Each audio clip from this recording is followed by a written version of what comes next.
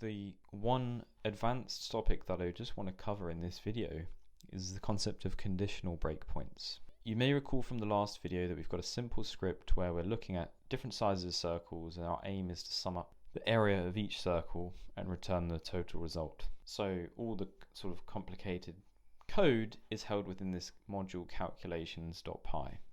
So there's summing up the areas of circle, squaring, and so on.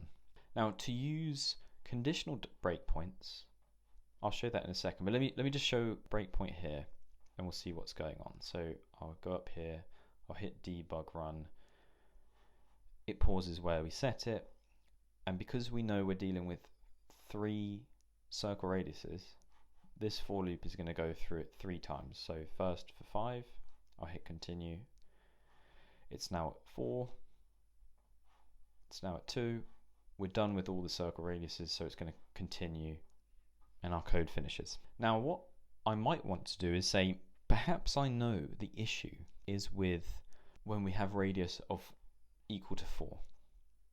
So because that loop goes on 3 times, I don't want to have to keep pressing play until I spot that a variable is equal to 4. What I want to do is conditionally set that. So here we've got our breakpoint. If I right click that and say edit, there's a few different types of conditions I can do. So the first thing I just mentioned is I say when radius equals 4, then it will stop. So if I set that, you'll see the breakpoint looks slightly different to represent that we're using an expression condition of radius equals 4. So if I go back to main.py, I hit debug, what you'll notice is it's now paused where the radius is 4. So it's the second iteration. It didn't bother stopping at 5 because it doesn't meet my specific condition. I'll hit play, the code finishes because there were no other radiuses equal to 4, so the script continues, there's no breakpoints hit. So that's really handy. The second sort of conditional example that you might use, allow me to edit, is a hit count. So you might realize that your code works perfectly fine the first 2 times, but the 3rd time is, for whatever reason, causing you issues. So I could literally say, when this breakpoint is hit, or this line of code is hit 3 times, that's when it's going to stop. So if I hit enter, hover over the breakpoint, let's just see that I've accidentally got both conditions on. Didn't know you could do that. So I'm going to just remove the breakpoint entirely and show you what I just did. So hit count of 3, hit enter, hover over it, hit count 3, go back to run my debug again. And as you can see, we're now on radius 2. The 3rd iteration is where it is stopped. I mean, I can even confirm that and say, what's the radius? 2. But anyway, that is the second condition that we can use. Now the third and final one, let me just remove this, that you have access to is what's called a log message. So this is slightly different.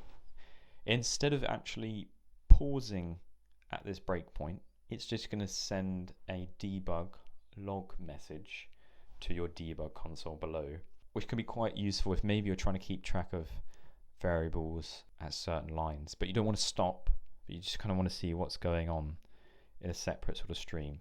So it is a bit like in the first video where I'm saying people just do print statements. It is very, very similar, but in this instance, right, you're not actually writing any code to say print.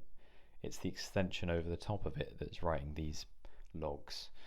And so what I can do is say the radius is now radius. And so basically to access any variables, you put it in these curly brackets, just like you do with f strings in Python.